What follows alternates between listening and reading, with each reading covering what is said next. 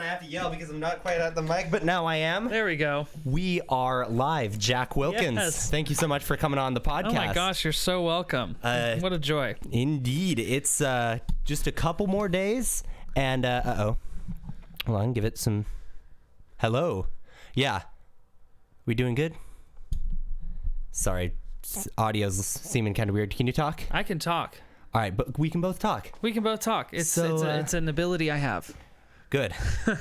Yeah, I used to say, I used to tell people I'm so desperate for guests, I will literally have a deaf mute on the podcast. I'm not sure how serious I was being. I might have. That's okay. That's okay. That would be a very interesting conversation. Yeah, yeah, for sure. I mean, because I can't speak sign language, so we'd have to invent. I'd watch that. Yeah. I'd watch that podcast. Okay, but would you listen to it? Oh, that's interesting. Just to hear you try to figure that out, I think. Hear me kind of grunting. I don't know. Okay. I think you're saying yes. So anyway, you've just got a couple more days back in Santa Cruz County before you're in LA again. That's right. How's Los Angeles been treating you as a city? You know, it's really interesting to be back. I went to college in Long Beach. I went to Cal State Long Beach. I'm actually wearing this sweatshirt today, not on non-spawn, and. Loved going to school down there. It was fun, growing up in Santa Cruz. I think Santa Cruz is like perfection. I think it's the best place to live. I mean, it's expensive and blah blah blah, but in terms of natural beauty and just like accessibility to just beautiful places, and it's the best. And so, but going to Long Beach, I felt like it's just it's a close second. I really liked Long Beach a lot. And so when I was thinking of going back down to pursue music, and, unfortunately there's like no music in Santa Cruz. That's like, you can't support yourself as a musician here, or as a singer. Then I knew I had to go back to LA, but LA itself, like the actual like city of Los Angeles, is really disgusting. And like, there are some nice parts, but it's just but those are like where the millionaire people live, and then the rest of it that like I could afford to live is just really gross. It's just like overcrowded and very not where I want to live. So Long Beach became just the best option for me to move back to, and I have a really cool place there, and I really like living in Long Beach again, because it's perfect, because I have friends in Orange County too, so it's just like the perfect in between. I get to like go and work in LA when I need to, and then come back to Long Beach, and then I can see my friends in Orange County. It's been a great place. Mm-hmm. Oh, well, that's good. Yeah, is it the type of thing where you're in the area where it's like everyone's, this is, I'm sure, a total cliched sentiment, but like everyone's trying to make it, and it's just like this sweepstakes with very few winners, and then there's an underbelly of... Yeah. It's really interesting because there's, the mindset of LA is kind of like, what can you do for me? Like, that's like what you go into like a lot of conversations I try to be like a genuine person who's like, nice to people and fun to be around and fun to work with. But at the same time, whenever you're talking to someone in the industry, there's always this underlying expression of like, what can you do for me? And like creating genuine friendships is actually kind of hard with people in the same industry as you, because you're just like, yes, but like, someone I want to know, like, can you introduce me to that person? And like, it's just the weirdest, like, experience to be like trying to build genuine friendships, but also like being like, oh wait, I also want something from this person. And, I think that's the same in any industry where you're trying to like get to the next level or like grow even more. And it is true. It's like, it is so hit or miss. Like, it doesn't matter how talented you are or how good you are. Like, you may never make it, and someone who's way less talented than you may totally make it. It's just, there's no rhyme or reason to the music industry or the acting or film or like any creative industry. There's really no rhyme or reason to who makes it or not. Yeah. I mean, I've always wondered about that because, and there's a little bit of a fallacy here, because I think, well, I seek out and I try to find hardworking, talented people who totally didn't make it. Yeah. But the problem with those people is that they didn't make it, so they're difficult to find and see their work. Yeah, seriously. But like I've always wondered to what extent there's just tons and tons of people who were totally cut out to be huge in the fact that they have something new to bring to the table, or that they just have star power or ideas or talented work ethic and all that just totally get shanghaied. I'm not sure that just miss it or have an opportunity and just that opportunity doesn't work. I mean, I've been and by make it, I don't mean you're super famous and you're on but like you can make a living and you're doing okay. Yeah.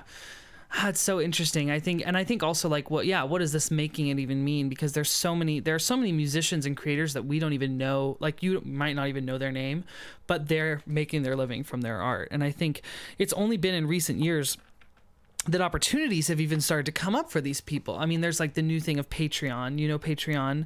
Patreon's the website that you can sign on as a creator, and like your fans can support your work monthly by just giving $1, $4, $10, whatever a month.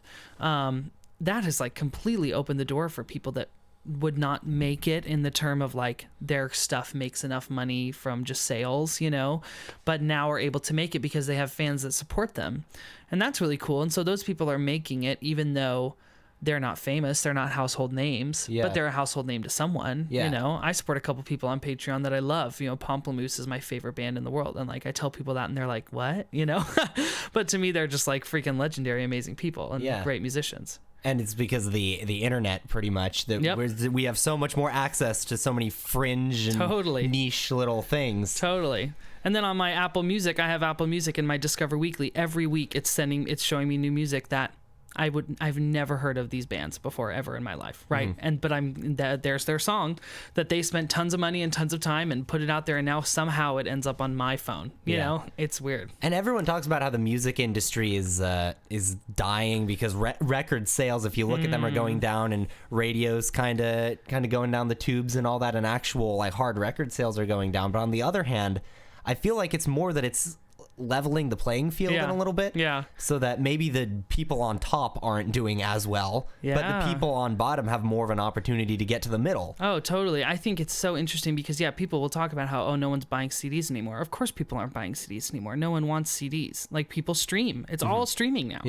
And if you can get it as a streamer, then you can make a living, you know. And it's also, though, the easiest time for people to release a lot of stuff. I think that the big thing is that if you're trying to be an artist that like gets signed by a record label, releases an album every 3 years, tour, you know, release an album, tour, like that, your time is pretty much done. Like, there are still people that can do it, of course, but the people like, what's really here now is for people to be releasing music like all the time. That's like if you can create a really great fan base and just release music constantly, then you're getting streaming income all the time.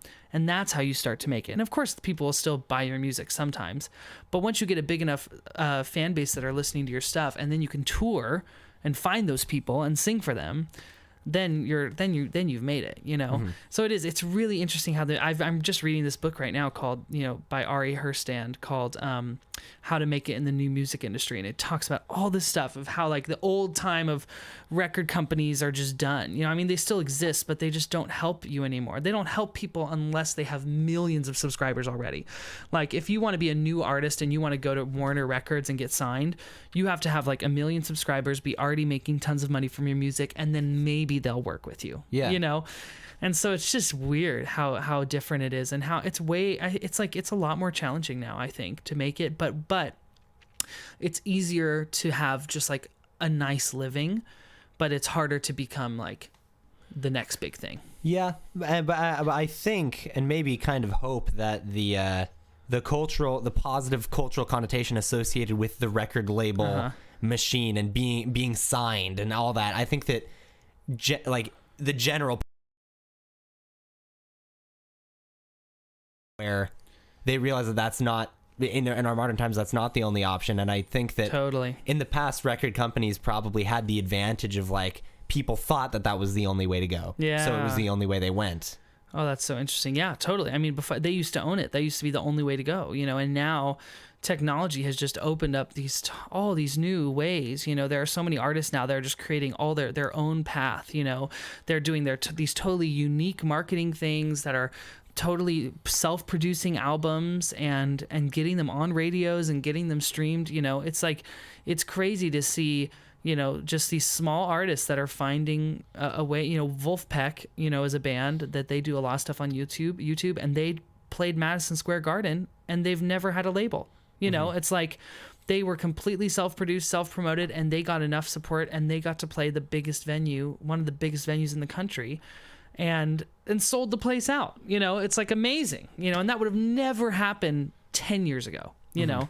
And so, yeah, it's amazing. The new ways. You just have to be, it's just, the hard thing is it went from a record label doing all the work for you, and where you just are just the artist and the creative and the muse, and you get to just go in and sing your songs, to now you have to do everything.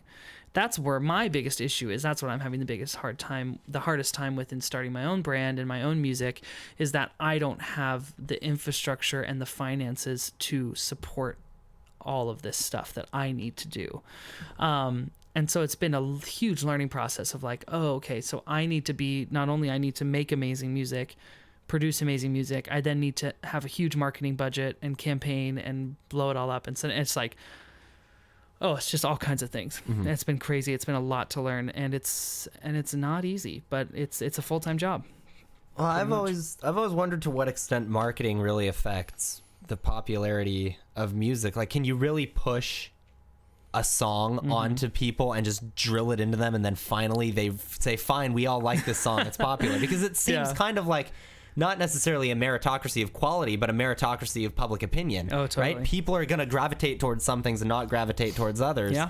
So it's like, how much can marketing really do? I think it's just how smart you are with your marketing. So if you are a band that takes a lot of its inspiration from like a specific band or a specific genre. Like, let's say you think your music sounds a lot like 1975, the band. And so what you do then is you do targeted ads to people who like 1975. If your music's like theirs, then most likely they're going to like it as well. And so it's how smart you are. If you were to just market your music to people who like Frank Sinatra and you're the 1975, then people aren't going to listen to it.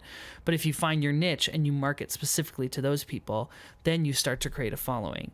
And that's been the most interesting thing, is this idea of like targeted marketing. It almost seems a little like, you know, like sinister almost, like, you know, like, let's find these very specific group of people and let's hone it, and then hit them really hard and spend a bunch of money and just flood their stuff with my music.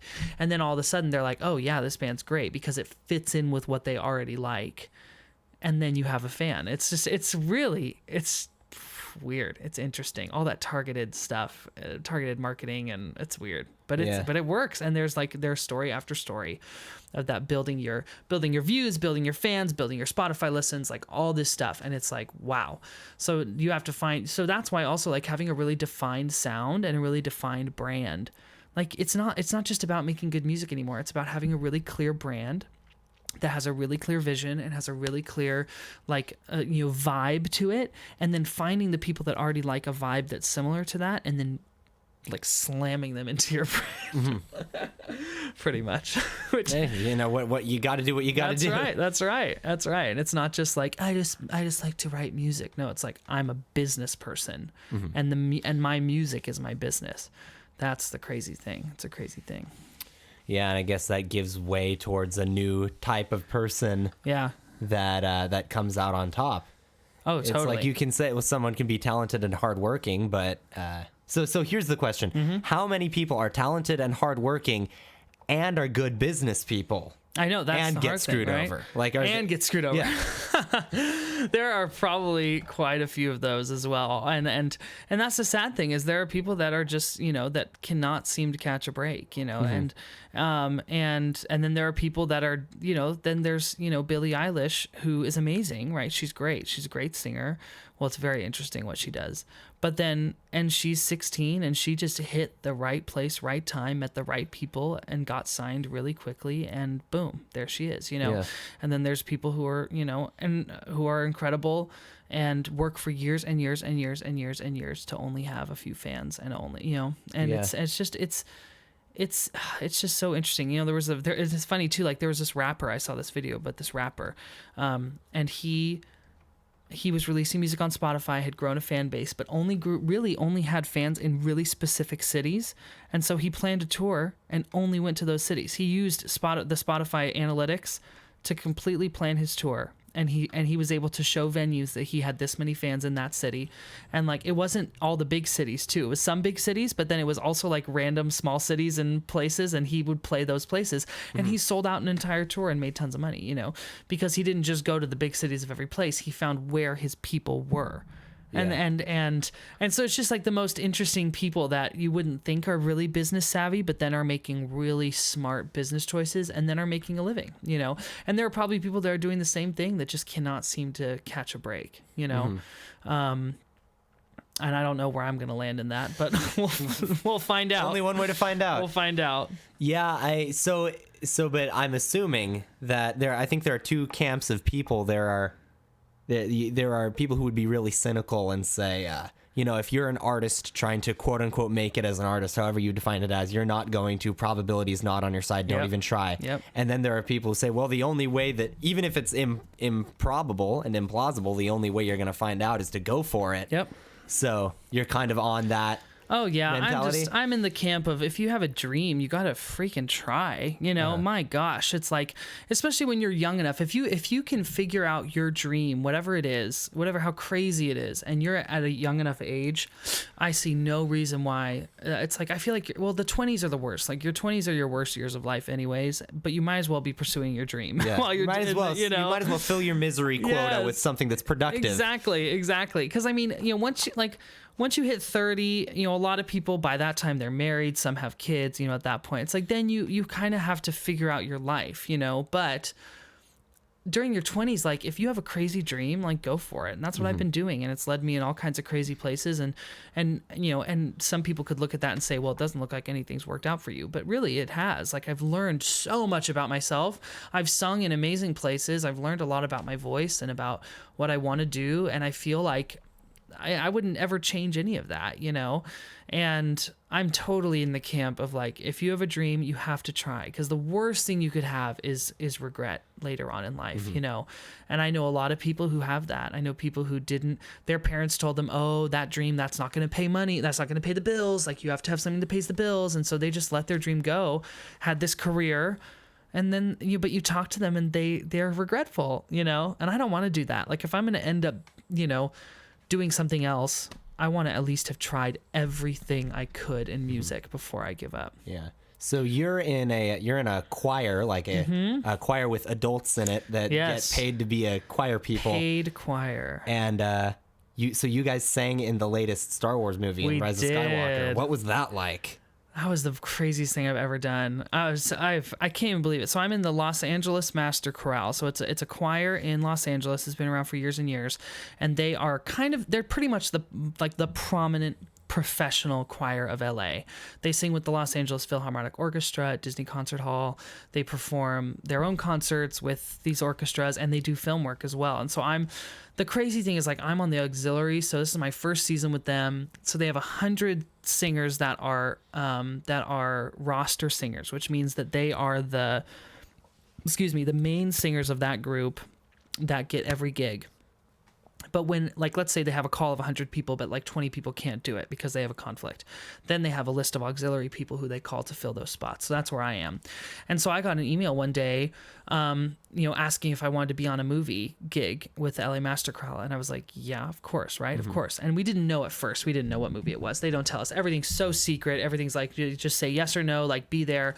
And so I was like, okay, I'll be there. And me and my friends were all like speculating, like, okay, what do you think it is? What do you think it is? What do you think it is? And this choir was the choir for The Last Jedi as well. And so they were for the previous Star Wars movie. And it just seemed to me like, as I was looking at all this, like all the variables that were falling into place, I was like, this feels a lot like it's going to be Star Wars. And I remember we finally like found out, because of contracts, we had to sign contracts, which were all these like, do not talk about it, don't like you're sworn to secrecy, but on the contracts it said that we were doing Star Wars, and it was just insane. So I was carpooling with a friend, and we were just freaking out. We went to Sony Studios in Hollywood, and it was the Barbra Streisand soundstage. It was just amazing. And we go in, and the first session, it's just the choir, so no orchestra at this point.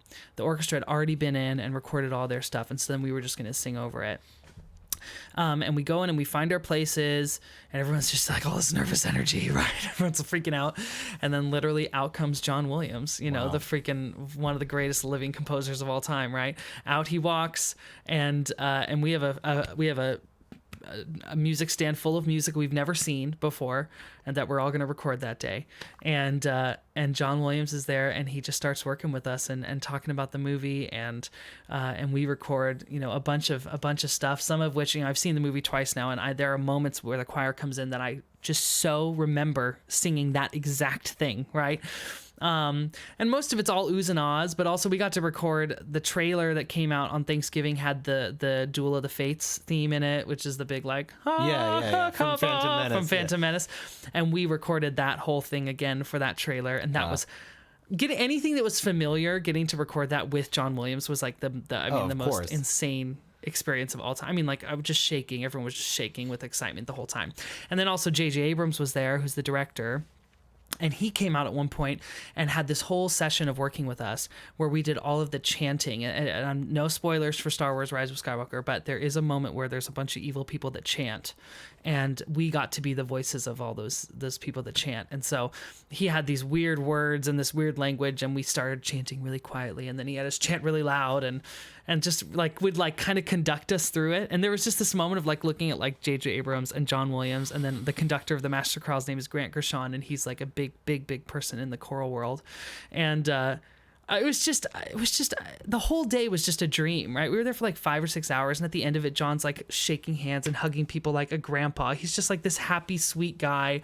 And so, you know, we sang all kinds of cool stuff that day. One of which is in the one of the coolest moments from it was usually what happens is you put on headphones, and John, the composer, conductor, whatever, has a screen that is showing the movie with a click over it, and then we have a specific part that's in line with the film, because the music is the last part of the film to be done. The film is completely edited, done, and then the music gets added on top of it, so it's exactly right with the edited film. And so this part. So we're usually, there's all this stuff, but there was this one cue, which is what they call each song, that he had us do completely a cappella, like no track, no click, no headphones, just us and him.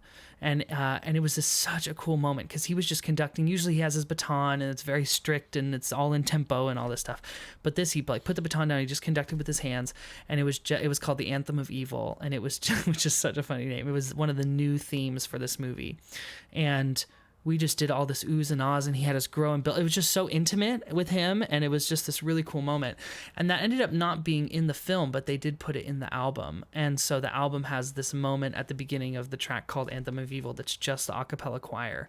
And that moment is just like, I just will always remember that as being this super cool moment. So it was just, I mean, it was just out of this world. It was just, it was literally, I couldn't believe it. You know, he's almost 90, I think. And it's like, it's his last Star Wars and maybe one of his last films, you know, he's not going to do many more. Mm-hmm. And to be in the room with the guy who wrote Indiana Jones and all of Star Wars and Harry Potter. And, you know, it's like, it's just amazing. It was amazing. Yeah. It was amazing. I can only imagine. So, and now I mean, that's a pretty darn close relationship to one of the Star Wars movies, which is the biggest movie franchise ever. Yeah. And so, you know, you got that under your belt. I know, it's crazy. It's like I've been in LA for 4 months, and I've already sung on Star Wars. Like, what else can I do at this point? You know, it's like as I look forward, it's like, what can I look forward to this year? Well, I'll never get to do that. So that's like the best thing I'll ever get to do. I don't know. I hope it's just, it is still crazy. And you know, it's just, I'll never forget it. I'll never forget it. The second, we got to do two days with John, and the second one we did was one of the moments where it was full orchestra. So the second one was full orchestra and full choir, and so we were standing there, and we're all freaking out as usual because it's just this amazing thing. And one of the cues was called Name That Tune, and so it starts out with orchestra, and then the choir, we just come in and go ooh ah, whatever, mostly oohs and ahs the whole time. And then we stop singing, and then all of a sudden we're just kind of standing there waiting, and then all of a sudden the French horns come in. Dun dun dun dun dun dun dun dun dun dun dun dun dun dun, right? It's just like one of the most like recognizable themes from Star Wars. And I mean, the power of it, and like the just the orchestra being so amazing, having never seen this, right? It's all music they've never seen. Yeah. And they're just playing it first time, and they're just amazing. And like it was, the choir had to do everything we could just to not scream like exciting cheers because of how powerful it was. It was just crazy. It was crazy. I had to, like, me and my friend, we're all sworn to secrecy the whole time, but I remember me and my friend on the ride home, like we put on a voice memo and just like recorded our thoughts, because we're like, it's one of those moments where I was standing there, and so much of life just goes by so quickly, and we don't remember most of it, right? I was just telling myself over and over, I was like, don't forget this, like look at him, like take this in, like John Williams is right there, like this will never happen again, like just take it in. And it was crazy. It was crazy. Yeah, so in like the professional music world, there's a lot of just sight reading and just like going for it. The sheet music gets plopped in front of you. Is that standard practice just for movies because they don't want the score to leak out or something? Totally. It's just, it's with everything in movies is so secretive, even, movies that don't matter, right? But everything is so, I know. I mean, think about the person who made those movies. They don't think they don't matter. I know. But, it's like Trolls 2, like really, like we're trying to keep this music a secret. Sorry, Trolls. But yeah, it's also secret. And so what they do is they need musicians that can come in and just read it that day. And that's like the whole world of the film score industry is like, you have to be a person that can come in and sight read it cold. And it's terrifying. It is for me. I mean, some people, of course, that have been doing it for years, they just go in and they just do it. They just sight read it. It's like an honor choir audition. I know, like on freaking steroids. Like with if you screw it up and you screw it up badly enough, you'll never get called again, right? Like those types of odds, and so it's just horrifying. And I'm taking a sight reading class this year because I'm like, I can't be someone who doesn't know how to sight read, And I did good on these gigs, but I was with 100 people, so there was plenty of people to cover up any mistake I made. And but yeah, it's like if you ever get called in for something that's like 8 people and it's hard at all, then it's like it's so horrifying.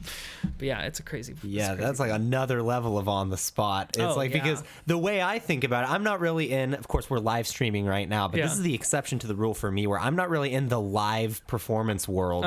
I like making things and recording things and then having a finished product that's the same each time, and you watch it and listen to it over and over again. So the idea of a live performance to me is scary enough, but a live performance without rehearsal, that's another. I'll never forget that second session with the orchestra. So during the one where it was just choir, like there were times where he had us run through things, and because it was like multiple parts, and our conductor that worked with us, Grant Gershon, he would like tell us what parts we were singing and like kind of give us the idea. But when the orchestra one, John Williams, it was like 10 a.m. start time. He literally gets up onto the podium at 10 a.m. and he says, okay, let's go. He lifts his baton and just starts. No rehearsal, no, like first cue, go. Yeah. And the orchestra just played it as if they had been, practicing for months. That's insane to me, right? It's just insane. And that's same with us. And we were just like, okay, here we go. Like no one gave us our starting pitch. No one gave us, it's like, you just have to look at the music and know what your pitch is and start. So do you have to memorize, do you have to like have such hardcore relative pitch that you can memorize notes for that long? Or like I think it's realizing they did tell us that the notes we're going to hear before are this and this. Okay. But it's not do. But exactly. It's not like, okay, here are your notes, choir. Here we go. Yeah. It's like, like the bassoons play an F and that's your note. And then, you might hear a G somewhere and, I don't know. It's like, and then go up a fifth from that. And you're like, okay. But also it just, the thing that's amazing is it just makes sense to what he does. He's such a good composer and it's just the chord comes and you just kind of know, like, I bet my note is this, and you sing it and they're right, but I don't know.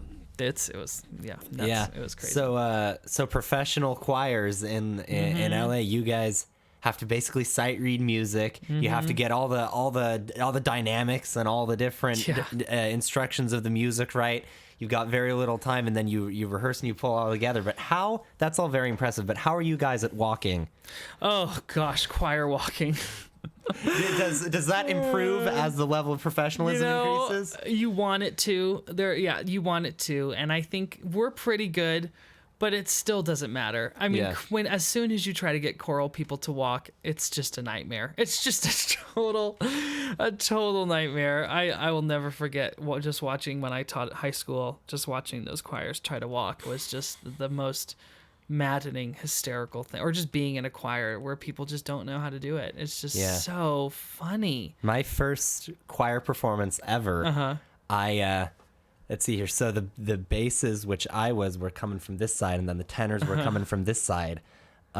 And I was the leader of the basses. Okay. But I thought that I was the caboose of the basses. So I thought we would wrap around like that. So I went like this. And then I had to walk behind everyone, realizing my mistake, and go back. And that's on video. Oh, that's forever. Amazing. I love it. Oh, I love it. That's so fun. I know. It is the funniest thing. And questions too, asking questions. That's another thing that has not gone away. Like I learned in choir, like when I was in college, I was pretty much verbally abused by my choral director anytime I asked a question, right? Because just really at that level, like there's no reason. You just should not ever ask a question. And if you have a question, like ask someone else later. Yeah. But I would ask stupid questions all the time. And so being in this choir, it's like, and of course, like in high school, oh my gosh, when I taught high school, it's like the stupidest questions all the time in the entire world. But in high school, the mantra is questions are good. You should ask questions. That's what we teach kids. I know, but not in choir. Ask questions about like philosophy and about math and but it's just listen. If you listen, I bet your choral director will answer all your questions, right? But so I still can't believe, like, in this professional choir there are still these older people that are raising their hands asking the stupidest, not important things. And I'm just so glad that I was verbally abused in college, because now I just don't ever say a word. And it's actually way better. Kind of saved your reputation. If I would have been like, if someone had babied me and say, oh, poor Jack, like, let's let him ask these questions, like, then I would be like so embarrassed in this choir, this professional choir. But because I'm scared to death of ever raising my hand ever again, I'm in a good place. That's good. All right.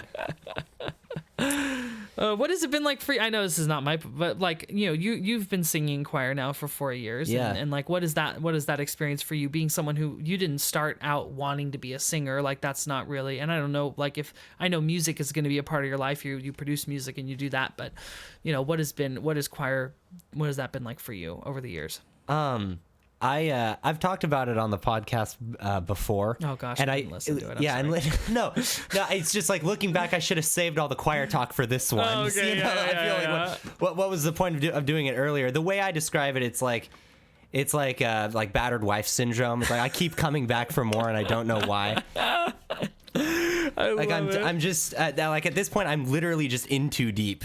I can't just walk away from trying to sing now, because I've dedicated too much time and effort already. You have. So that's pretty much what it's been like, and it's been such a. My year, class of 2020, was right smack dab in the middle of the weird choir years. Dr. Daner freshman year, then you sophomore, then Mr. Tun, then Dr. Daner again. And so it's literally the rise of Daner. Like, this is pretty much the Star Wars saga in freaking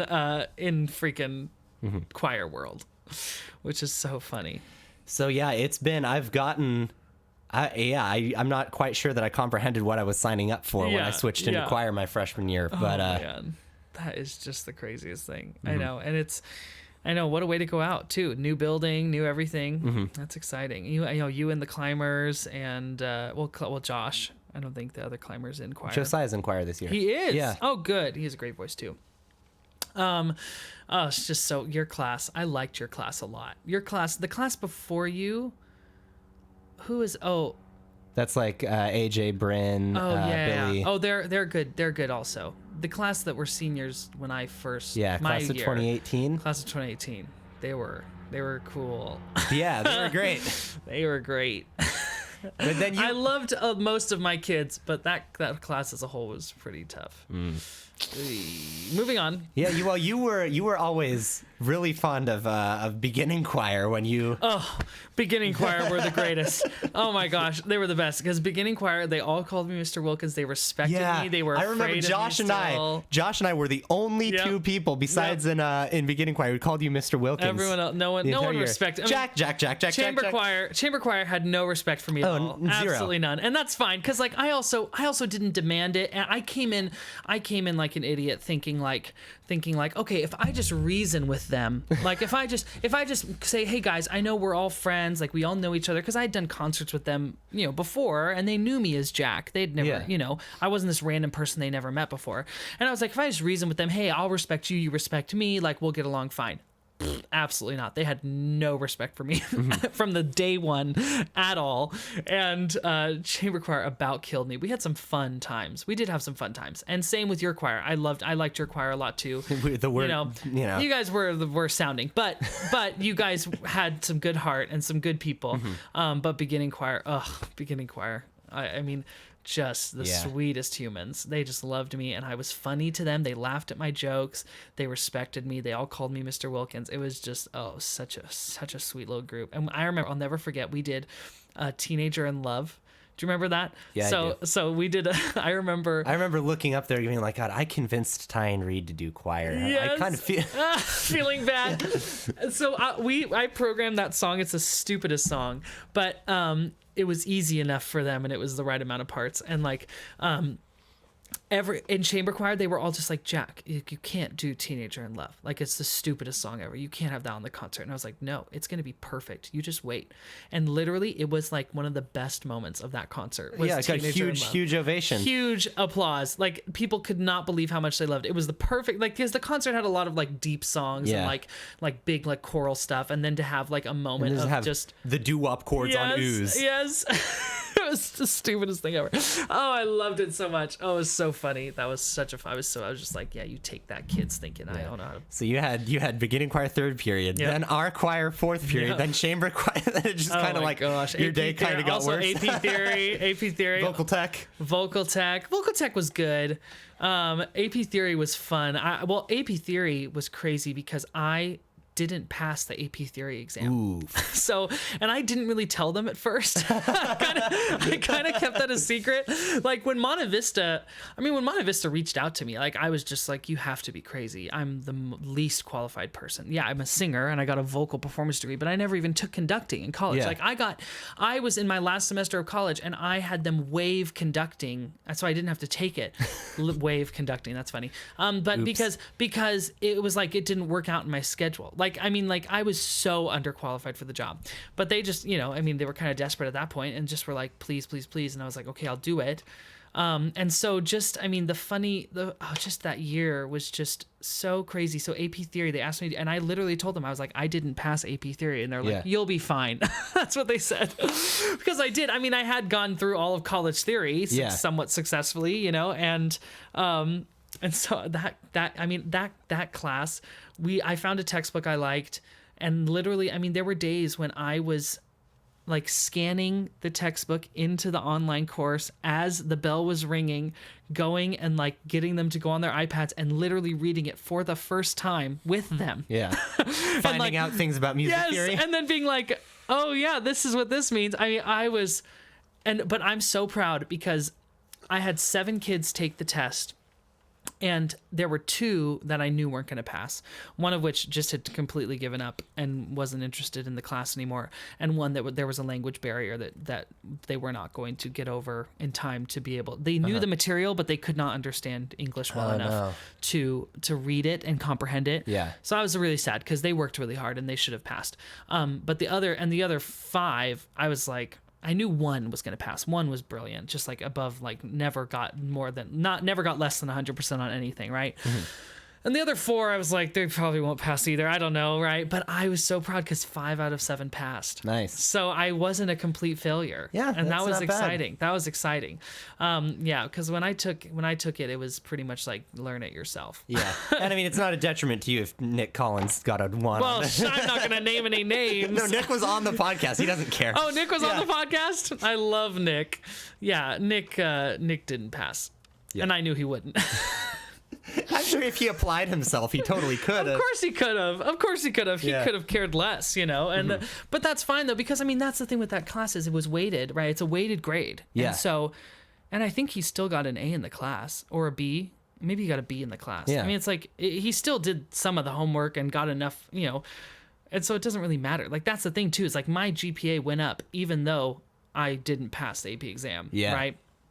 That's all weird. Also, APs are so useless. I feel so bad for all these kids taking all these AP classes because like it's fun. It's like you get to feel like you're cooler than the people who aren't in AP classes. There we like go. That's true. The only reason why is for social status. Yeah, I mean, because I think I have friends who took AP classes and they got out in just the same amount of time that I did in college, right? And like, but I guess it's if you're major. I mean, there are some majors that I think if you're going like for a business major or like an English major or something, and you can get some of the, like the basic classes out of the way via AP, cool, that's awesome.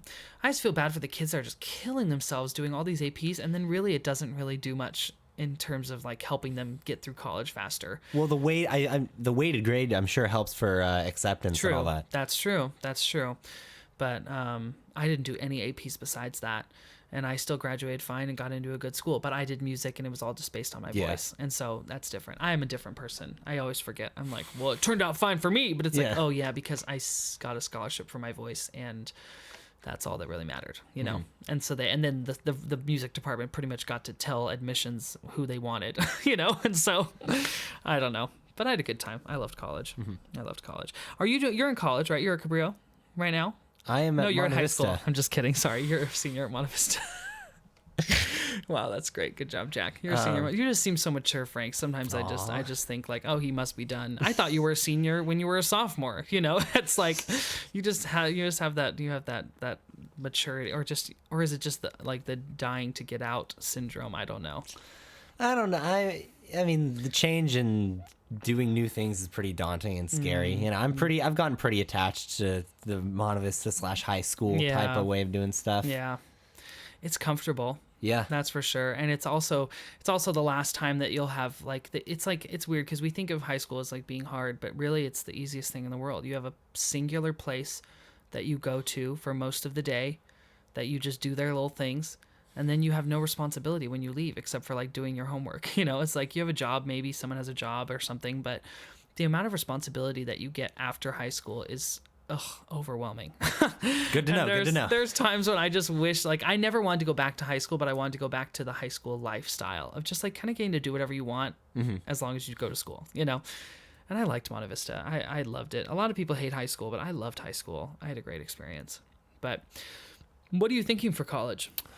I'm applying to film schools. Cool. That's looking like for animation, right? No, not for animation. I mean, because if you go into animation, you learn how to animate. You don't learn storytelling. Oh, true. You know? True. So as much as I might like animation, it's like that's not really the animation part of it is just a means to an end. Yeah. Film schools, you're gonna do great, bud. I'm excited for that. Hopefully. Where's your number one? Do you have a number one? I mean, not really. Yeah. My number one is the one that, assuming that I get in, which is a long shot, gives me like a gigantic scholarship so that it's somewhat financially viable. Whichever one does that is my number one. Whoever gives me money is my number one. I see that made a huge difference for me, let me tell you. And you suddenly realize how great Long Beach is when you get a full ride from them. It was like, oh, well, this is the best school ever. I'm going here. It was, that's a huge difference. And I just can't even tell people how. I mean, from what I've learned, I have friends that, went to these private schools for like communications or some degree that, whatever. I mean, I'm not trying to belittle any degree, but, or psychology or something, and went to like a private school and are like $80,000 in debt from this little private school for a psychology degree. And it just blows my mind. It makes me so sad. It's like these schools just completely took advantage of them. If you can, anything you can do to go to a school where you're not going to be in crippling debt for a bachelor's degree is like... do it, because life is too short to just have to pay off a stupid 4-year degree from a school that's I don't know. I have very strong feelings about it now that I didn't have before. I was like, private schools are great, like everyone should go to the school they want to, and it's like, okay, yeah, but not if that school is trying to make you pay $50,000 a year for a degree you could get half at Cabrillo and then go to a state school and pay $7,000 a year for, you know what I mean? But Everyone has their own experience that they have to do. Yeah. I mean, I think that there is an allure for a lot of private schools, and it's just like being in that environment, and that competitive environment is what draws people to them. True. And the glory and the bragging rights of the acceptance and the the being one of them. I'm sure that's helpful. That's true. And I think, I mean, there's one thing if you get into Harvard, like sure, go to Harvard. That's amazing. But like I'm talking about the kids who get into like the little private schools that don't matter, right? Just that are just like these little Christian schools that they're like, I'm going to go be with a community of like-minded people, and it's like, for that much money, like no, like you could literally live in a mansion and go to a state school for that same amount of money. Like, don't do it. I don't know. It's just people all choose their own path. I think some people are just idiots. Just kidding. Sorry. If you want to be a guest on no.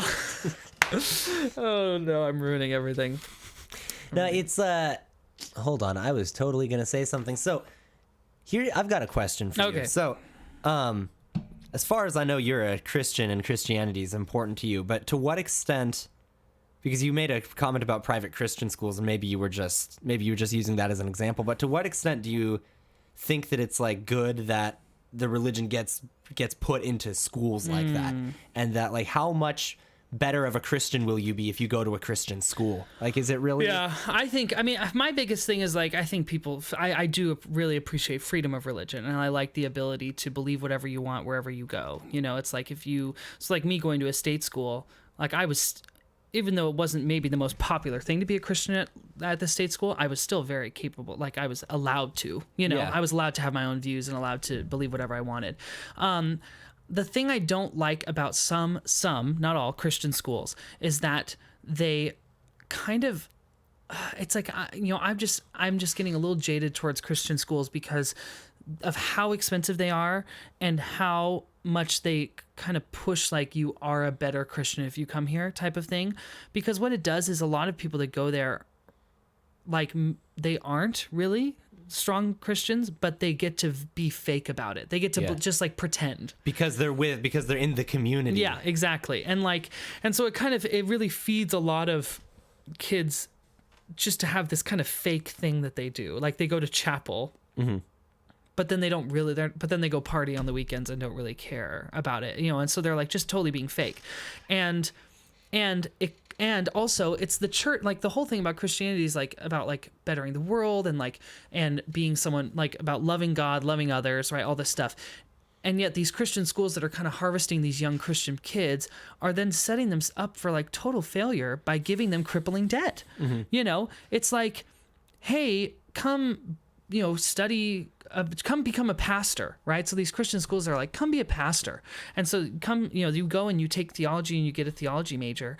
Then all of a sudden you're going into one of the lowest paying jobs of all time with almost $100,000 in debt because you went to your Christian school and got your degree. And it's like, I don't know what the solution is. I just think that's a problem. And I think that, in my opinion, like a Christian education, if you're a Christian seeking God and you want to go to school for it, there should be free, or it should be as affordable as.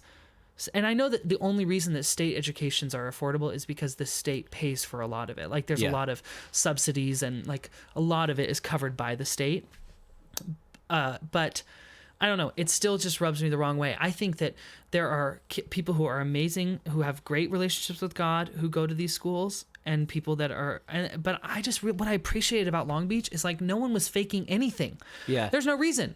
If you go to a public school, then if you're a Christian, you're going to be a Christian. And if you're not, you're not. And no one is coming up to you saying like, hey, you should be a Christian because you go here. Yeah.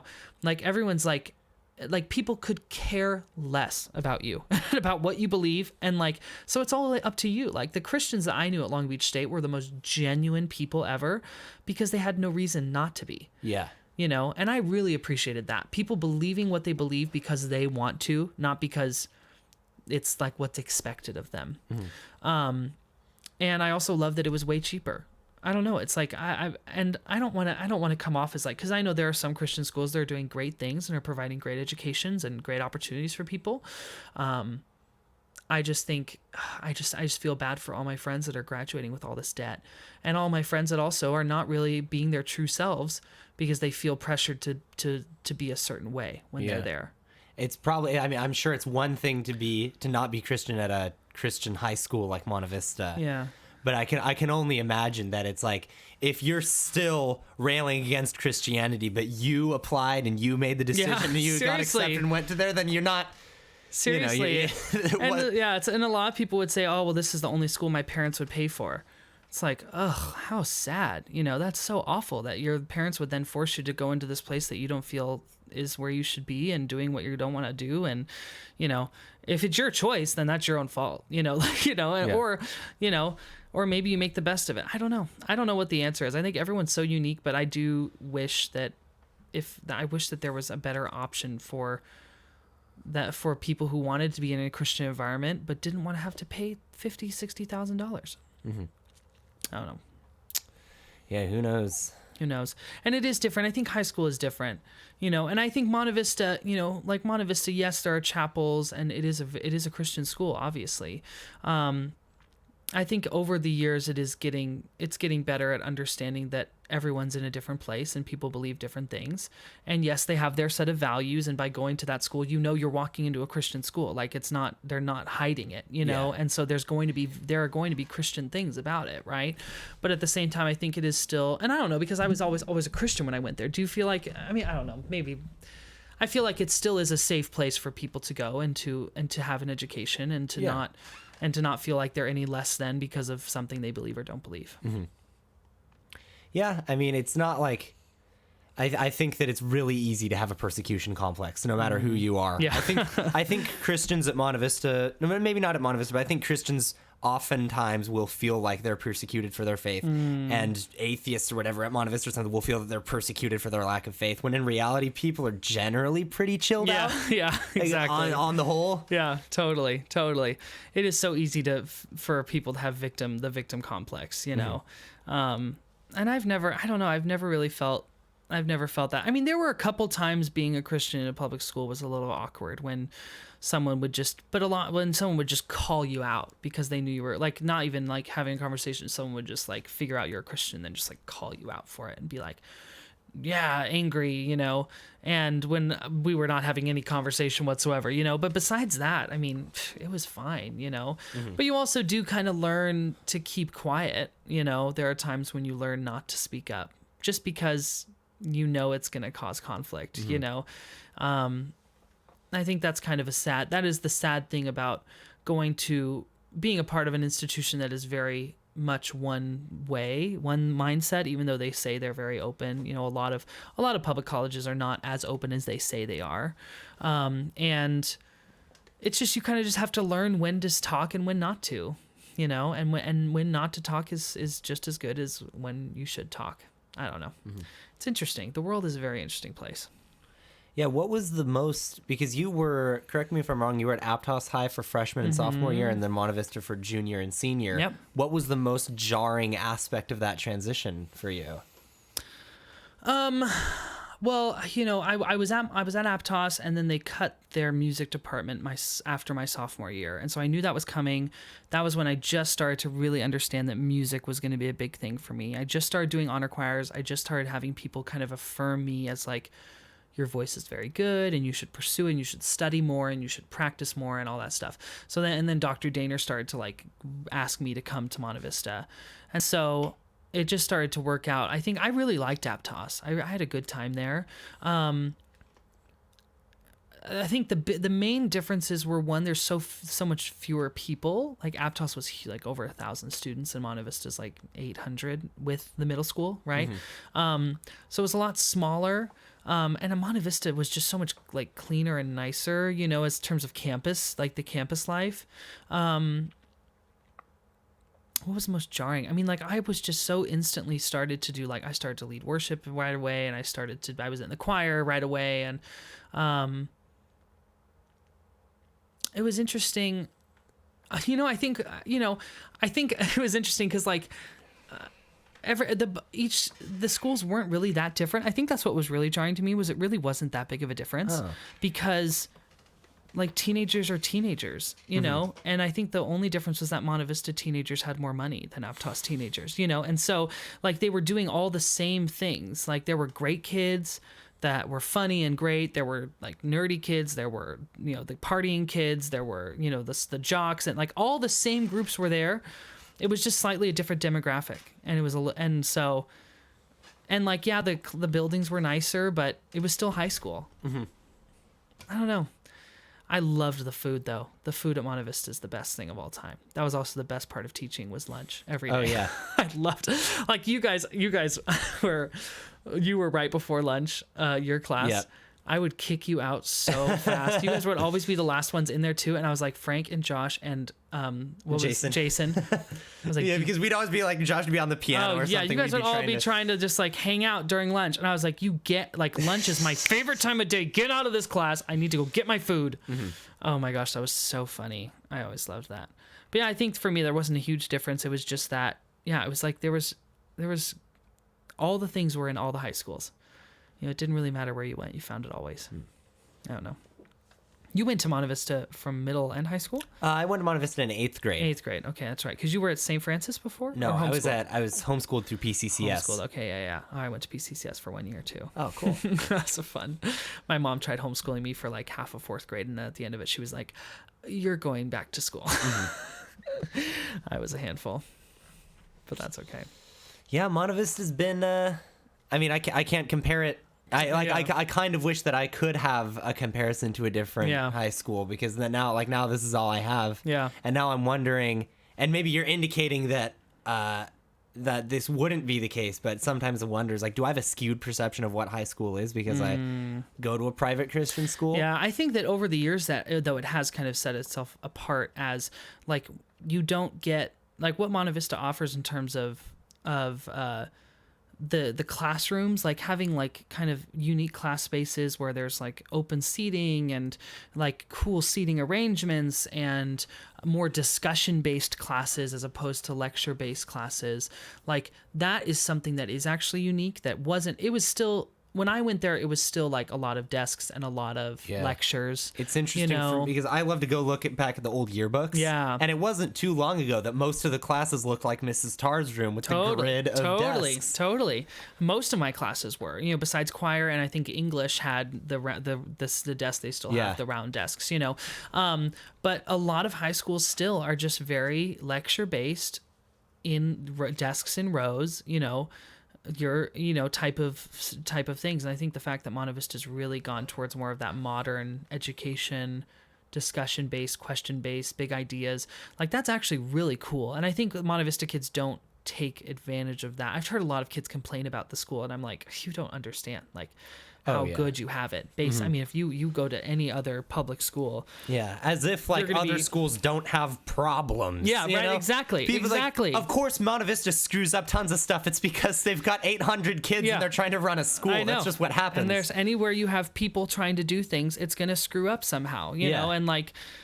But yeah, it's so funny. I love the school though. I do. I miss it. I miss it sometimes. Was it better to be a student or a teacher there? Which one was the more rewarding? Oh, goodness. Well, my year as a teacher was me figuring out that teaching wasn't my end goal. So it was kind of hard at the same time. Like it was good. I loved the students. Let's see. I think for me, I always, even when I was a student, I was trying to be a teacher, right? I just like was trying to be on the inside of everything and like. So I think it was more rewarding being a teacher for me, because you just kind of get more freedom. You're not like tied. You get to kind of do whatever you want and like have a good time and teach and So I think but then also there is more responsibility. I don't know. It's hard. That's a hard one. Would you ever want to be a teacher? I'm interested in the concept of teaching just because I have like 7 teachers every day that I have to be taught by them, and so I can't help but think, well, how would I do this? Yeah. And so I have all these different like plans and ideas for if I were a teacher. Yeah. But I'm not sure that really that's like a goal of mine because quite honestly it's because it's kind of a captive audience. They have to be there. So it's like if you're trying to do like, I feel like, and maybe this is totally the wrong way to look at it, but it just seems like you're not really shooting for much for you for like fulfillment as a teacher, an instructor, and it's to some extent as a performer and a personality, right? Yeah. If the kids have to be there. Yeah.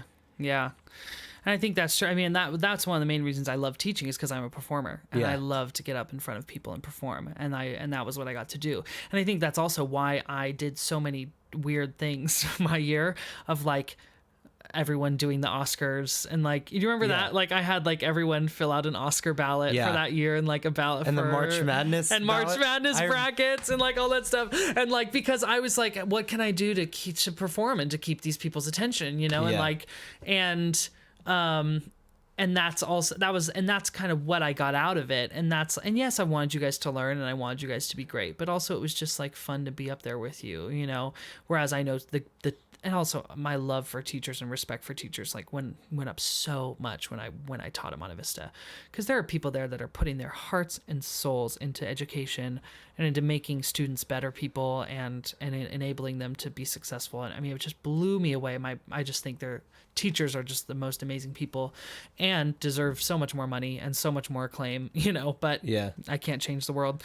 But you know, when I would talk to those people and be like, oh, they actually like are trying to help them become better people and stuff, and I'm just trying to perform, you know. That's just like all these things that kind of led up to, you know, maybe teaching isn't for me right now. But you felt like you didn't have the right motivation. Yeah, and it was, you know, I think it was for me just like learning, like I would so much rather be in front of, like be singing somewhere else in the world than be teaching, you know. And you guys, and like students deserve better. Like students deserve people like Dr. Daner, whose like life is devoted to helping students be better, you know, or people like Marcia Tarr or, you know, Kent Tarr. Both the Tarrs are like the most amazing people in my, like, I just can't get over how amazing they are. Or, you know, or the, I should start. I can't name names or else I'll leave people out. But those, you know, just like people who their life is devoted to like bettering their students. Like that's what, and so I think it's good that I'm at where I'm at and all that stuff. Yeah, that was. I mean, I had kind of every year in choir is kind of a tough year, but that was. You know, that was a high stress, like a lot of like tough things about choir year for me. But it felt like that was the time when it felt most like, you know, like a community, like we were all in it together. Yeah, we did. We had some freaking battles that year, but like in terms of things we had to do, like the Twin Lakes concerts were huge and Musical was huge, you know. It's like I did love the community that we created, and I think that was really cool. And that's the biggest part I miss the kind of getting to walk into a group of people that I really like, you know, and like and Dan Goldsmith. That was the year that we got Dan Goldsmith for the first time, so that automatically makes it important. Have you had him on yet? No. I need to. He will. Yeah. He would totally do it. He's just one of the greatest humans I've ever gotten to meet and work with. And I mean, I always tell people this, you know, I was not always the most appropriate teacher. I wouldn't always say the most appropriate things. I would say mostly the most appropriate things, but sometimes I would joke around and my jokes would sometimes be a little off color.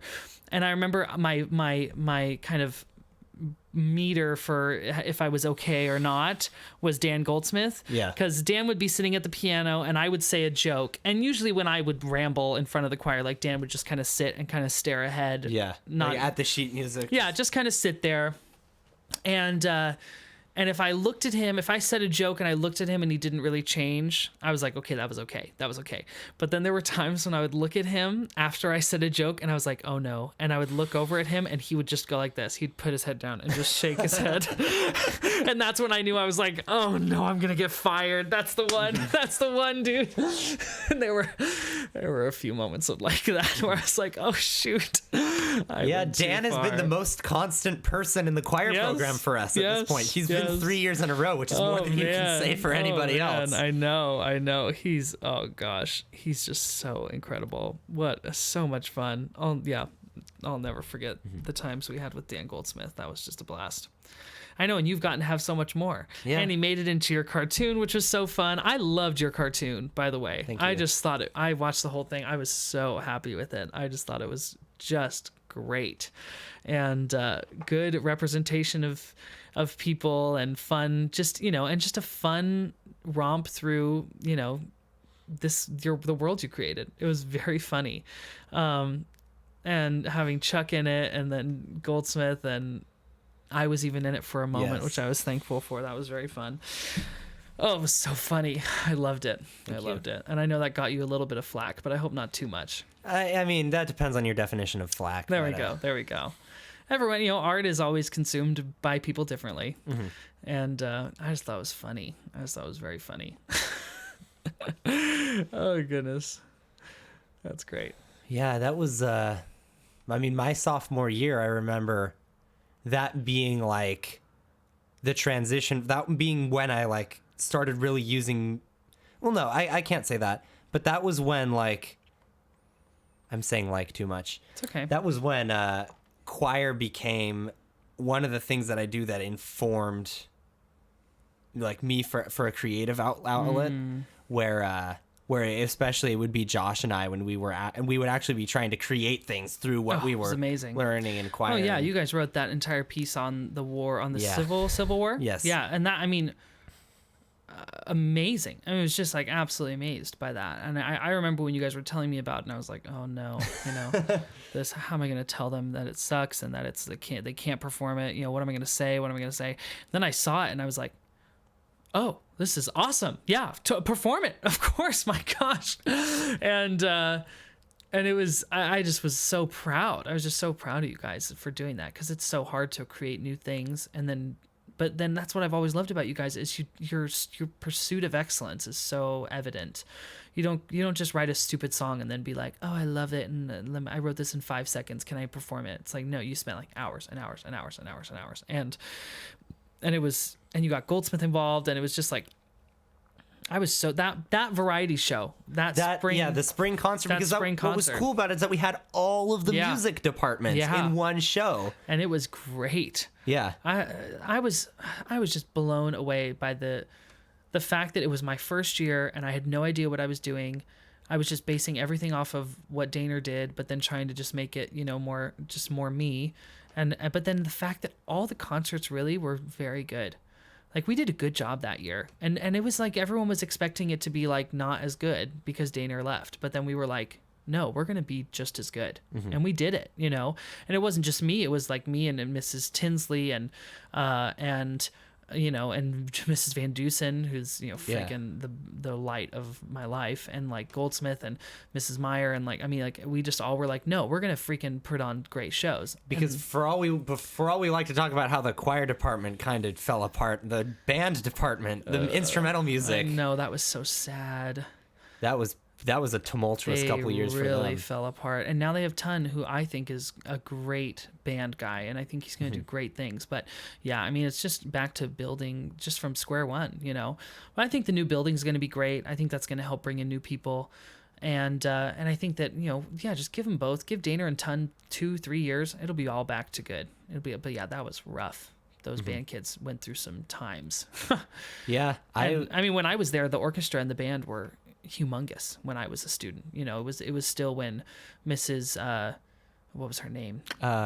McQueen. Miss McQueen was there for that time, and I mean, she built a program that was just, out of this world. And that orchestra and that band, and they had the bell choir still. It was like a huge program. Yeah, I remember the handbell choir from freshman year. Huge program, and then as she was not unable to teach anymore, and then just the next few guys, I think they had a couple good ones, but just mixed with a bunch of bad ones, and then but now we're in a good place, I think, which is good. Yeah, but then we had the spring concert, and the latter half of sophomore year was kind of their low point, because they really did not have a band director. That's true. Mrs. Tinsley came in and she did a great job, but she was just filling in, and there were a couple students that really kept that program going, against all odds, and that was a bummer. Yeah, and it was cool to have. It was just cool to have the opportunity to audition student-led acts and have so many of them. I know. I was so proud of that. It came together so well, and that show was so good. I was so proud of that show.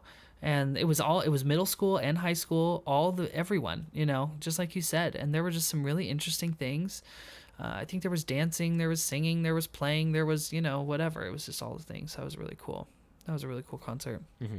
Yeah, I still think you were, when me and Josh and Josiah auditioned Nothing Civil, when you were talking about how we might have to change some of the lyrics for the crowd, right? Uh-huh. And you said that someone, and I have no idea who this is, and I don't need to know who it is, I just think it's awesome, auditioned Imagine by John Lennon. Yes. The song that says Imagine there's no heaven. Yep. Imagine no religion too. And it's like, yes, Monte Vista Christian School. Like, what was their thought process? I honestly couldn't tell you. I mean, some we obviously didn't let everything in, mm-hmm. and something, and with every audition process, there's always those that you're like, really? Like, you really think that this is gonna be in? Like, and they do. I mean, it's worth a shot. Bless them. Let them audition, But yeah, that was a really funny choice, I remember. And I think, of course, the kid had no idea. The kid was like, oh, it's a famous song by John Legend. Lennon. I don't think, I don't know. I can't remember exactly who did it, but I don't think they were trying to make a statement, but it was going to be a statement, especially if we all like let it happen. And then mm-hmm. It's like, oh, well, what are these three teachers trying to say? I don't know. Well, at that point you were kind of in a, hey, they can't fire me now. That's mindset. Right. So that's you right. Probably I know both me and Mrs. Meyer were leaving, it's like, oh, that was funny. That was funny. Mm-hmm. And I think we performed on that too. That was the trio with me and Mrs. Meyer and Dan too. And then Dan sang for like 2 bars and that's you couldn't hear him because everyone was cheering too loud. I know, literally as soon as he started to sing, the whole place erupted, bit louder for him than mm-hmm. anyone else. But as it should be. I think I was the biggest proponent of like Dan Goldsmith deserves more praise than anyone else in the mm-hmm. world. And I remember like going to a concert later on and like them not allowing Dan to bow at the end, or just not like at some point, or not allowing it, but just not making a point out of it. And I was so offended. I was just like, that man deserves the world. Mm-hmm.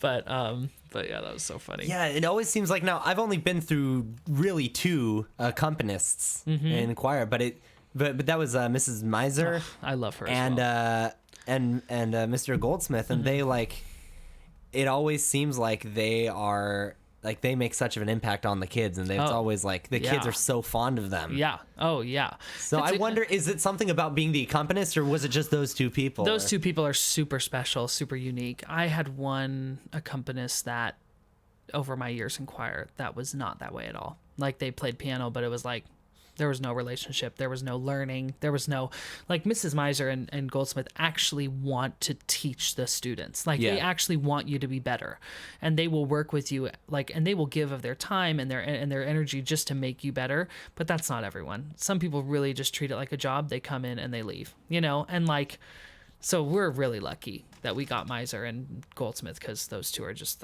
the most amazing folks ever. Mm-hmm. Indeed. Yes. Indeed, they are just the greatest. Do you think you'll keep doing choir in college if that's an option? Like, maybe. Just like as a fun pastime. I could see that. I mean, I don't know. There was always like in my college, there was like the intense choirs for music majors, but there was always just like the chorus of people that was once a week, like one night a week, come sing for a bit, one concert a semester, and then like. I loved it because that one was always full of just like kids who weren't music majors but just wanted to sing. Mm-hmm. I love that's gotta be pretty fun. I love that. I think everyone should have some sort of, and you're going to be pursuing an art form, which I think is great, but I think everyone needs some sort of arts in their life. Mm-hmm. Join a paint or sing or play an instrument, even if you're not that good. Just do something artistic. It just gets your mind off of your life for a moment. That's what I loved about choir. And I try not to be too judgmental, but like, kids who like their parents never tried to make them play an instrument or something. It's like, what are you doing? I know, what seriously. Happened? Like, I'm not good at any instruments, but my parents tried. Yeah, there we go. There was effort. That's right.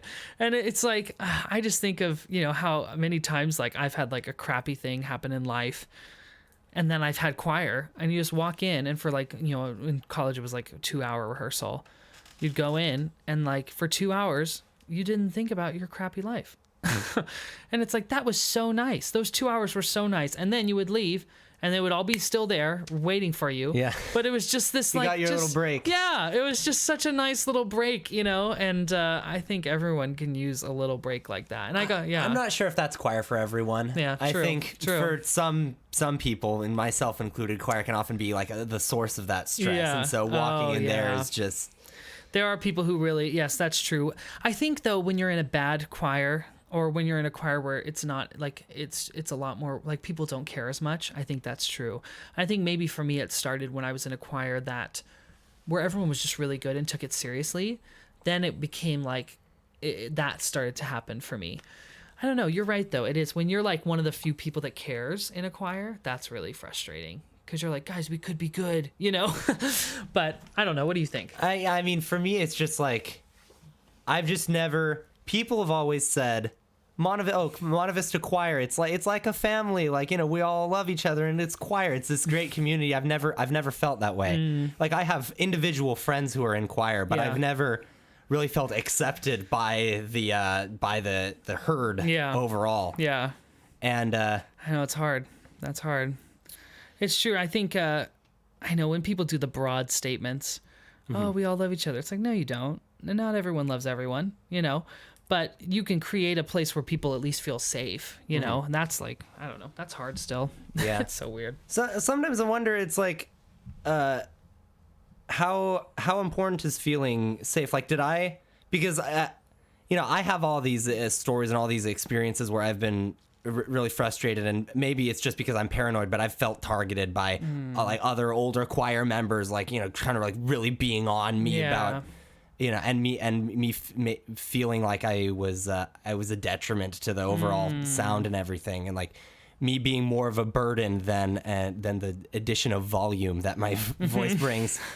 And so, did that motivate me to improve, or did that discourage me, and did it make me feel less safe in choir? I don't know. Is it a net positive or net negative? That's really interesting. I think it's pushed you to try harder. I mean, you've been a very interesting case from the beginning for me as someone who I never really thought would get as into music and into improving as you. A lot of people, when they try something, if they're not in the top percentile already, then they decide not to go for it. I'm one of those people. I tried all the sports and I was never good at sports. Yeah. I was always bad. And so I stopped doing sports. It's like, it ended with me in freshman year of high school trying track and field because I thought I had long legs and I could run the 100 and I was the slowest person on the team. And so I quit and I did the musical, because I got the lead. Yeah. It's like, and so to see you coming in with something you were not experienced in at all, and then to see you put in as much work as you have, I mean, that's just so unheard of. It just doesn't happen very often. And to see you improve as much as you've improved. I mean, freshman year Frank to senior year Frank is, in terms of your voice, is like an insane difference, right? Your ability to be in tune and to listen and to blend have just every year has gotten better and better.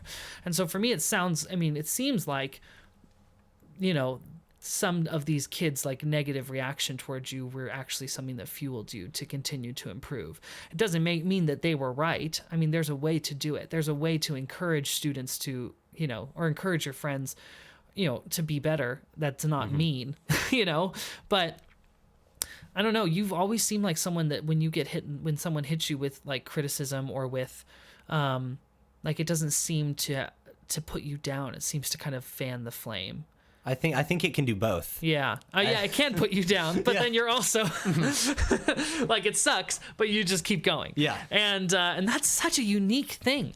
I know people who got told one time or overheard one person saying something negative about their voice and they were just crushed and they never sang again.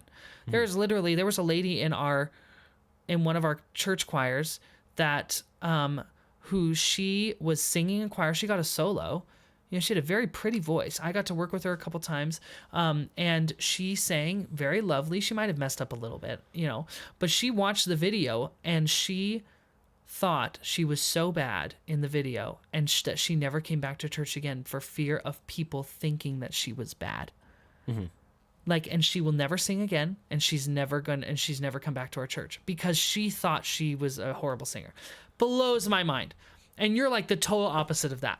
You know, you could watch something like, I watch stuff of myself sometimes and go, that was awful, you know, but like, I'm not going to stop singing. Yeah, you know? this is why I need to keep singing. Yeah, exactly. If I were good, then I can like sit relax, back and chill out, and that is so, yeah. But it's like, no, you see something that sucks and you're like, oh, okay, I can fix that. That's such a cool mindset, because I think as a creative, creatives are so touchy. Oh my gosh, they're so sensitive. You know, oh, my art, it's personal to me. To be able to be someone who sees their art, and even if it sucks or if people react horribly to it, like, you don't see that as like, I suck, I'm less than, I'm nothing, I'm worthless. You see that as, oh, I can improve. That's where I need to get better. I mean, again, I think you can do both. I think that I've managed to do both. Whereas, well, it doesn't kill you. It doesn't completely stop you or just send you away. Yeah. Like, yes, you feel all the emotions and the sadness of something not being great, but you also continue going. That you're like, okay, I'm going to keep going. It's amazing. Yeah. And I think that's going to be what helps you be successful. Because especially in film, oh my gosh, I have a lot of friends in film who've tried to write shows and write pilots, who've been on stuff, and it's just so often things don't work, or things don't get watched, or things don't get picked up, and then a lot of them just give up, you know, or they end up just being a PA on some Netflix show that they don't care about, you know. But to have you be someone that's like, okay, if I fail, you never fail. It's always learning. That's such a great mindset. Oh, I'm happy. I'm excited for you. It's what's interesting is that within the realm of singing, it's like I was so far detached from it that I didn't have any, like, I thought singing was totally stupid, but like, other than that, I didn't really think about it. Yeah. And then you do choir, and Dr. Daner really pushes the talent isn't a factor.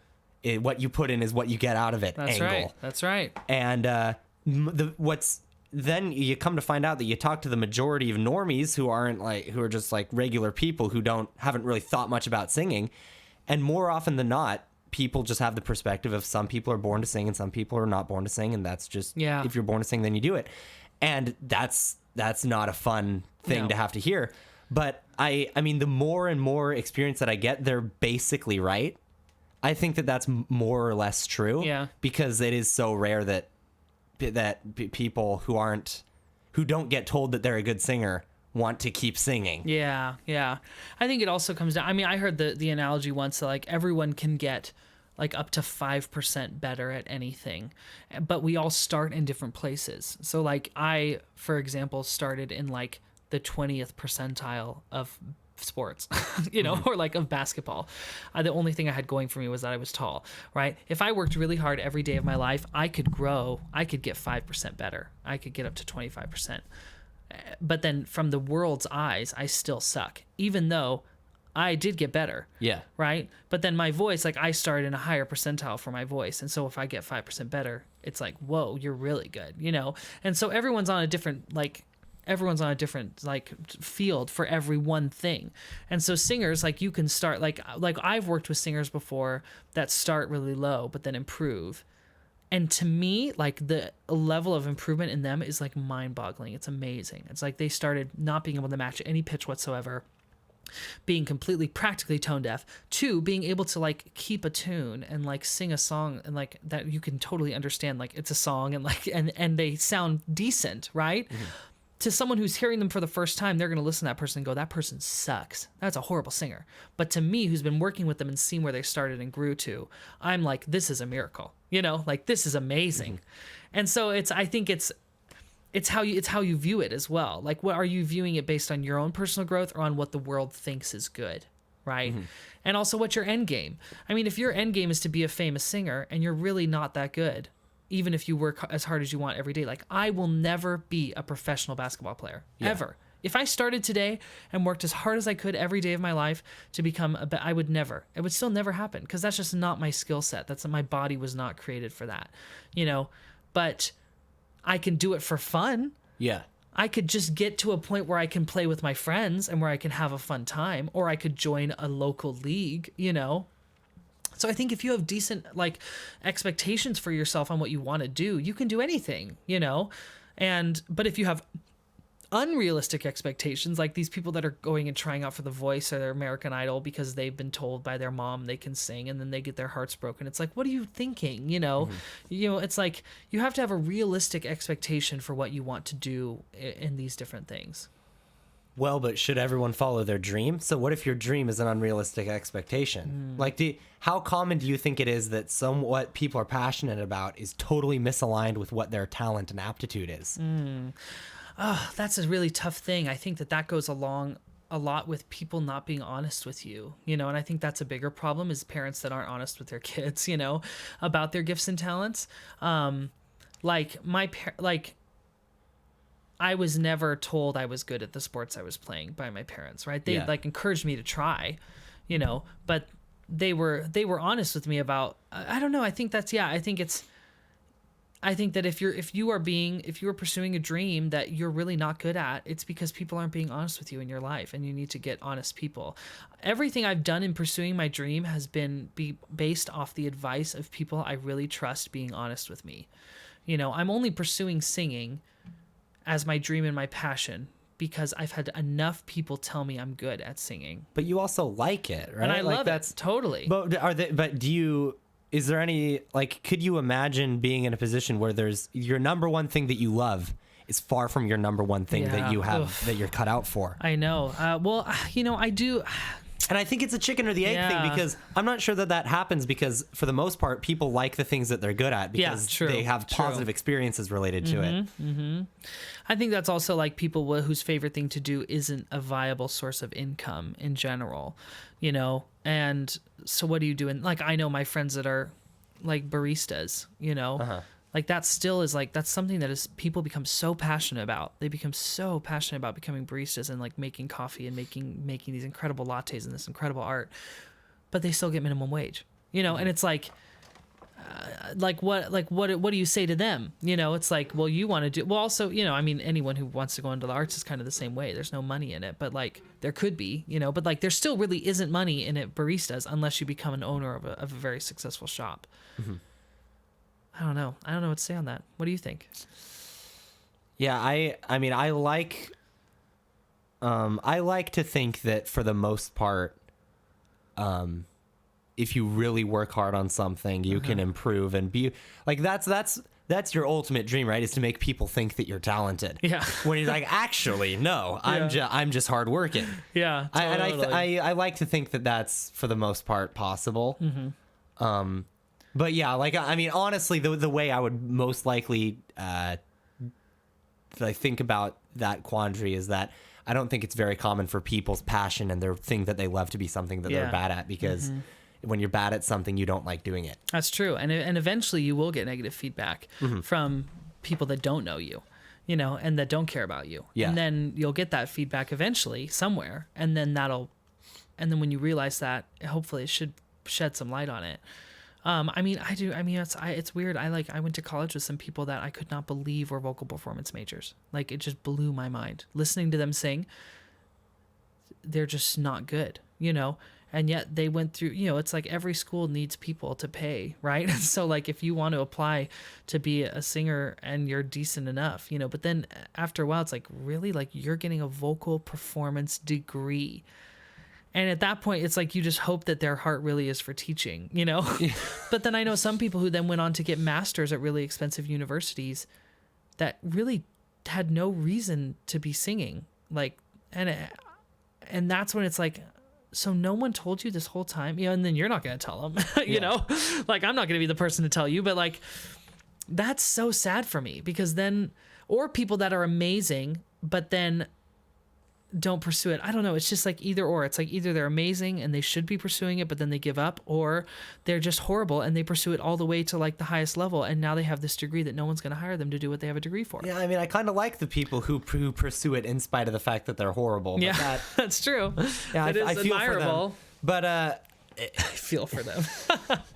No, I do. I think that there's, that we don't have enough sympathy for bad singers, because when you sing poorly, especially in a group performance setting like a choir, you're the bad person. You're screwing it up for other people. You're being a net negative, when really the people who didn't have to do as much work and the people who are skating by are, no offense to the talented ones. Oh yeah, but also because of my talent, I never worked hard. Yeah. And so there are people that are getting better opportunities than me because they were the people who weren't as good. And so they had to work 10 times harder. And so now their musicianship, their sight reading, their, abilities on that are so much greater than mine. And yeah, I have a good voice, but that can only get you so far. And the hard work part is what gets you all the way, But then there are still people who worked way harder, and then I audition and I get something they don't because my voice sounds better out of the box. Yeah. But then if they try to get me to sight read, then they're like, oh, you suck. And then they're like, can we get that other guy who couldn't really sing as well, but really can sight read really well? We'll take him instead. So it's all. How can you be bad at singing but good at sight reading, but good at sight singing? How does that work? Well, I think it's all just about practice. It's like playing piano is the same way. It's like you have to put your time in to know, like, okay, this is a fifth and it sounds like this, and this is a minor second and it sounds like this. Yeah, and but like if you can nail intervals and stay in tune like that, to me that's like you're a good singer. And then it's about acting, then it's about emotion. Yes, like, exactly. And I think that's the thing. It's like performing is different than sight reading. Just like like there's a difference between leads and ensembles. There are people that are great ensemble people that are not leads. And there are people that are great leads that steal the show if they're ensemble, and they shouldn't, And so it's finding your place. And there are choral singers that are really good choral singers that sing in tune, in time, with good dynamics and sing in tune. But if you give them a solo, it's not going to sound that good. It's going to be fine. But then you give someone who's a solo singer a solo, and then they sound great, but then they suck in a choir. So what's physiologically the difference? What makes you a solo singer? Like, is your larynx shaped differently? Oh, no. I don't know. It's like, that's like what makes Steph Curry a better basketball player than other basketball players. It's like he was obviously gifted with a talent that not many people have. And then he worked really hard, And so I think there are so many great singers who just were I honestly don't know why my voice is the way it is, and I'm not saying I'm the best. I'm not. There are people that are way better than me, but I know that I was gifted with something that out of the box. Like, I'll watch videos of me singing as a little kid and I'm just amazed. It's just it's like effortless. And why me? Like, of all the people, like what was so different about the way I was set up that I got this, but then I was this tall kid who couldn't play sports. And so it's like, why was my body wrong for sports but somehow right for singing, I mean, I think I've thought a lot about this. I think that it mostly, correct me if I'm wrong, but there was a lot of early childhood immersion in singing and totally music and stuff with you guys and your family. Oh yeah. Like, you had to sing in harmony as a little kid, right? Yeah, as a child. So that puts you on a different. You're on a different playing field there already. I think it mostly. And this is just a genetic thing that you're born with. I think that when we talk about a good singer, we're talking about someone with a good ear. Interesting. Yeah. I think you're right. Because to me, it's just implausible that that you're born having the good posture and the right alignment and the right breath and the blah blah and it's like plate spinning. You're spinning all these different plates, and that's what I used to feel like singing was. It's like you're trying to keep track of all these different things at once. That's right. But then the people who are good singers, they don't have to do any of that. And true. That's what always frustrated me about singing and not doing very well and being told. I call it the on a good day fallacy, or the celestial alignment fallacy, where it's like, if the stars align, if you do everything perfect, it's like, well, see, you're out of tune because your vowel shape is wrong, and you're out of tune because your posture isn't quite right, and you're out of tune because all these tiny little minute things that you have to stack on top of each other, where it's like, okay, X good singer person sings better than me when they're contorted like this than me with perfect posture. Why is that? And I think it's because some people are able to detect minute differences in pitch, and they're more aware of overtone series and stuff, and whatever makes you have a better ear. And then whenever you talk or whenever you hum something to yourself, you're getting instant feedback from the time you're a really little kid. Totally. And then it builds all the coordination to be able to go further than that. Yep. I think you're right. I think I was raised in a very unique household that had a lot of music and a lot of singing. I can't ever remember not singing. Like, people say, when did you start singing? I'm like, I don't know, when I started talking. It's like, I can't think of any time I wasn't. And And so I think that's a huge thing. And then, yeah, I think I did just have, like, whenever I was playing piano too, like my teachers were so angry with me when I would be piano, because I would never play by reading the music. I'd always just play by ear. Yeah. And so there was this, I had an ear for it. And that's why I think harmonies are so easy for me, is because I just hear it. I'm able to hear it so quickly. And so I think that's a huge thing, like training. That's why ear training when I teach voice is a huge part of teaching voice lessons. I think it's the only thing. Yeah, because if you can like be able to hear, like if you can play 4 pitches and sing them back in perfect tune, like then you can do anything, you know? And you can learn ear training, and then the better you get at ear training, the better you are at everything else. Yeah. My honest philosophy with singing and like trying to teach yourself to sing is, after all that I've done and all the different approaches that I've tried, I honestly think the best one is play a note, and then it plays a note, ooh, and then you have to sing perfect fifth up from that. And so you don't get to sing that note. You have to sing an interval from it. And so you go, shoot, I can't do it. No, you're fine. Shoot. No, you're doing it on the thing. Yeah, that's close enough. That's the fifth. Yeah. Yeah. Anyway, so getting better at that. I think that's the name of the game. And then everything else, all the different breath support and all the bel canto techniques and all that, I think that those are better served on top of that. Yes.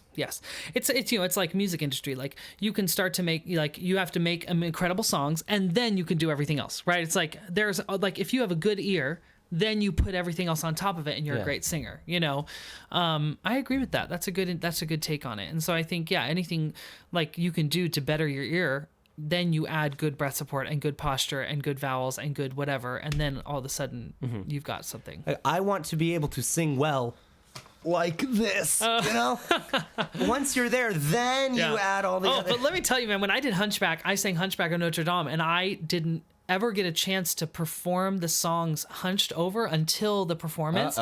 It freaking was so hard.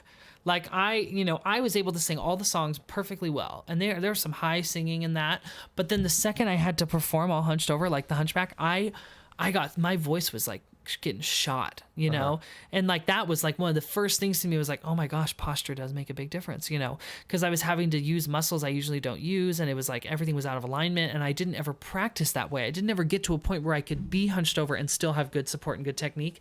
I made it, but it was hard. Yeah. It was hard. Yeah. It was only one weekend too, which was lucky. I'm sure, every angle with which you attack a problem will help the problem. Totally. My goodness. This is the longest conversation we've ever had. It is. Ever. No, for sure. I've known you since before you were born, and this is the longest conversation we ever had. I met you when it was a dinner theater at the church that we go to, and there was a dinner theater, and I met your mom and dad, and she was pregnant with you. And that's like, and then you were born, and I've known you all your life, and this is the longest we've ever talked. That's amazing. That's the power of the podcast. That's right. Do you feel like, really quick, would you consider yourself an introvert or an extrovert? Introvert. Hard introvert. Yeah, hard introvert, right? So I agree, and I'm an extrovert. I thrive with people. But I've seen so many introverts like you that in a setting like in a performance setting, it's so much easier. It's like easier to be an extrovert in a performance setting. Do you agree? I feel like, I think that one of the hallmarks of the introvert is that one-on-one is so infinitely better and easier than a group, right? Yeah. Like, I don't like groups of people, but I'll totally be cool with like one person at a time. Yeah. And I think that the performance aspect of it just adds more stress. Yeah. And when you're stressed and when you're second guessing yourself, you start talking over yourself. You talk faster and more nervously. And so, do you enjoy public speaking? Like, do you enjoy like giving a speech, like, or having to do a presentation or something like that? Yeah. But mainly, I'm not sure if it's that part of it itself. It's kind of like acting, where it's like I've sort of had to teach myself to act over the years. I can kind of act, but it's not my thing that I like. Yeah. But acting is a means to an end, because if you want to tell a story, if you want to make a video, you need to act in it. So I guess the speaking part of it is kind of like that, because I want to give a message. Yeah. I want to impart something on the audience, and speaking in front of them is a necessary part of that. Yeah. I've never had like stage fright though. Like I'm not like that. It's just funny because you're so like, this is so comfortable, but I know like you said, like if we're in a group of like 4 people, then that's not as comfortable for you, you know? And like, I know a lot of introverts who like are pastors or who are public speakers, and like their whole job is getting in front of audiences and keeping 1,000 people entertained, and they do an amazing job. But then the second they get off stage, they don't want to talk to anyone. They hate talking to their fans. They hate looking people in the eye, you know, all those things. And so it's so interesting to me that like people who really want to be alone can feel so free and comfortable in these types of like settings, because you're not making small talk when you're up on stage. It's a performance. That's true. Small talk, the evil of small talk. I'm an extrovert and I hate small talk. Oh yeah. Which I think, you know, it's like I'll go to a wedding. I hate weddings now. Sorry, that's a totally different topic. But I'll go to a wedding and if I don't know that many people, like during the wine time, the cocktail hour, like it's like right after the service before the food, I'll go sit in my car because it's like I don't want to talk to anyone. And it's funny because maybe I am an introvert. I don't think I am. I think I'm an extrovert, but like it's just like there are still situations where small talk, I just want to die. Why do you hate weddings? I'm interested. I'm just single, and I've been single for so long that, and I've been in like 8 weddings in the last like couple years as like either a bridesmaid, as a groomsman, or as like a host. I host receptions, or I sing at a wedding or something like that. So I've been in so many now. I'm just sick of it. I'm just sick of seeing people fall in love and like and create this happy thing and like. And I think maybe if I ever have a relationship, then maybe the jading will go away. But I'm just kind of like, you know what? All my favorite people have all gotten married. I've got to celebrate with those people, and I love these people, right? And I'm happy for them. But like all of the people that are friends, but not like my closest friends, like they're getting married and they're inviting me to their weddings, and I'm just like, I would rather die than go and sit and watch you get married. Yeah, congratulations. It's just like I'm so tired of it.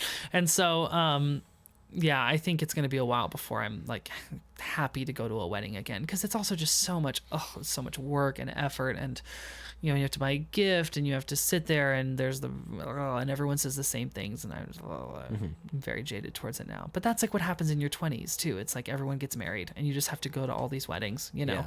And if you're the one that gets married last, then it just kind of sucks. But also I'm very happy to be single right now because I'm pursuing my career, and if I got married, I just see my friends who got married super young and had kids really young, and they like can't do anything anymore. Like they're like, as soon as you have a child, your life is done. Like you are having to take care of that kid forever. And of course people like, you know, still do things once they have kids, but I don't know. For me, it's like, I don't want to be established. I want to be able to just travel the world and go everywhere. And I don't want to have anything holding me back right now. I hope my mom and dad don't listen. They want grandkids so bad. My parents are literally like, they're dying for grandkids. They just can't wait. They're just like clawing it. My sister and I, they're just like, get married, have kids, please. One day at a time. One day at a time. We'll make it. Well, thank you so much for coming on the podcast. Gosh, what a joy, Frank. This is awesome, man. I'm so glad you're doing this. It's been an interesting ride, having to like we were talking about, introvert, extrovert, like reaching out to people and trying to schedule people. That's hard. I get it. But man, you're doing it. Look, you got me. You had to come up and talk to me in the face to get here, and you did it. And look at this, and now we're here. We made it. We did it. One week at a time, and then like half the weeks it totally falls through, but the other half. There we go. Then you can just ramble on about something you're interested in. Does this podcast have a name? It's called The Frank Hurley Show. I never came up with a good name. I love it. The Frank Hurley Show. I want a t-shirt. That's what I want. That's exciting. Go team, go. Yes. All right. And now I have to get up out of my chair and walk all the way to my computer to turn off the live stream. Thank you for coming by, and go listen to Jack Wilkins music on iTunes. Okay, that's good.